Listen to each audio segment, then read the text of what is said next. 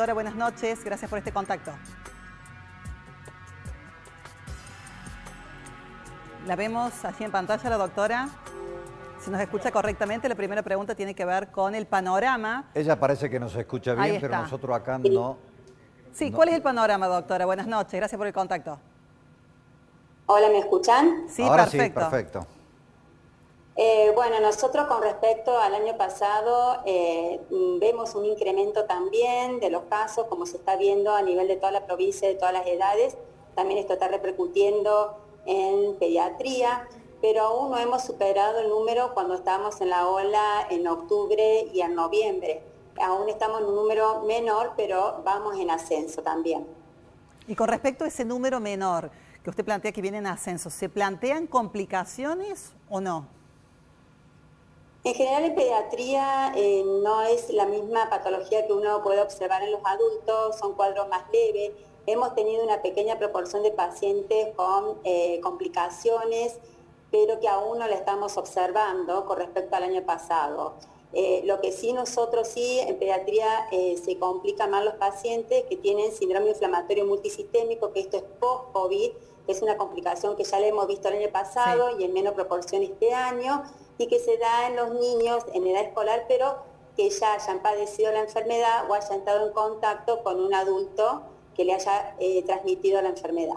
A los niños, doctora, también le afecta, como conocemos por allí un poco, la mayoría de los casos se da por estas cuestiones pulmonares. ¿Ataca por igual a niños que a adultos el COVID? ¿También apuntan hacia los pulmones? No, en general los síntomas son más leves.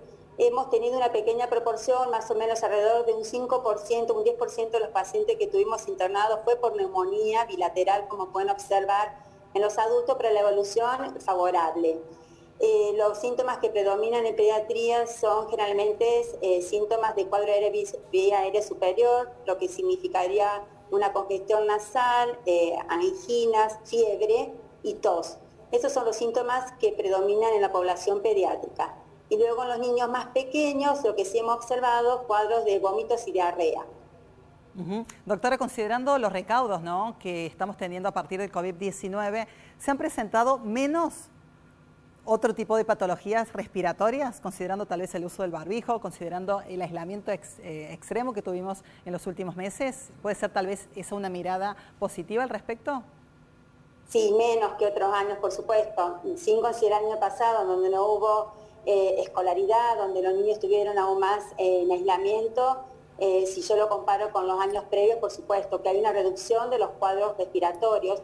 En forma ambulatoria lo que sí observamos principalmente son cuadros de resfrío, cuadro de vía aérea superior, y en aquellos niños que presentan patología como bronquitis obstructiva recurrente sí hemos observado un leve incremento, pero sí es verdad, en menor proporción que años anteriores. Doctor, hay que tener en cuenta, digo, como para no ser útil a los papás, porque también estamos entrando justo en una época donde se dan estas afecciones respiratorias, las bronquiolitis.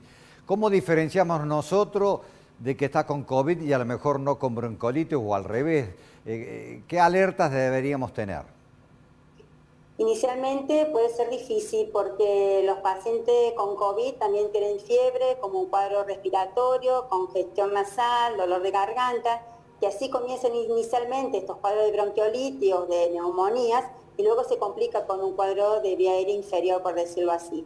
Inicialmente es difícil. Acá nosotros, para poder iniciar una pequeña diferenciación, es muy importante los antecedentes epidemiológicos, porque aún, digamos, el niño, su fuente es un adulto, es un contacto intrafamiliar, es un contacto estrecho adulto. Entonces, para nosotros es muy importante cuando hacemos una anamnesis del niño, cuando empezamos a recabar datos, es lo epidemiológico, si ha estado en contacto con alguien que está cursando coronavirus o que está enfermo, principalmente un adulto. Luego es difícil cuando un paciente está crítico o está en terapia intensiva, inicialmente poder diferenciar entre coronavirus o otra patología u otra neumonía de otro origen viral. Por eso es importante los métodos de diagnóstico que utilizamos habitualmente, como es la PCR, para poder detectar coronavirus. Pero si usted me dice inicialmente, no, es difícil. Después, con lo epidemiológico, vamos afianzando el diagnóstico. Doctora, cuando comenzábamos a conocer toda esta historia de la pandemia, de la epidemia aquí en la Argentina, el COVID-19, se miraba a los niños como portadores tal vez del virus y que transitaban de una manera leve la enfermedad. Y sí se los cuestionaba como vectores, como transmisores hacia los abuelos, hacia los padres y demás. Eso en primera instancia. Hoy la mirada es igual con respecto a los niños, más aún cuando usted es epidemióloga y hay otras variantes del virus. Los niños se enferman, los niños se contagian, los niños contagian. Lo que pasa es que como lo hemos visto, que es una enfermedad que afecta en una menor proporción comparada con los adultos, uno diría que no afectaría tanto a los niños, pero en realidad los niños se enferman y los niños pueden transmitir. Hemos tenido casos en donde el niño adquirió la enfermedad de otro familiar y contagió, y hubo un contagio intrafamiliar a partir de ese caso índice. Así que sí, los niños también contagian. Perfecto, doctora. Ha sido muy amable. Le agradecemos profundamente este contacto y bueno, el abrazo como siempre a los profesionales de la salud del Hospital de Niños, a usted y a todos por el compromiso mientras transitamos esta segunda ola. Gracias. No, de nada. Muchas gracias.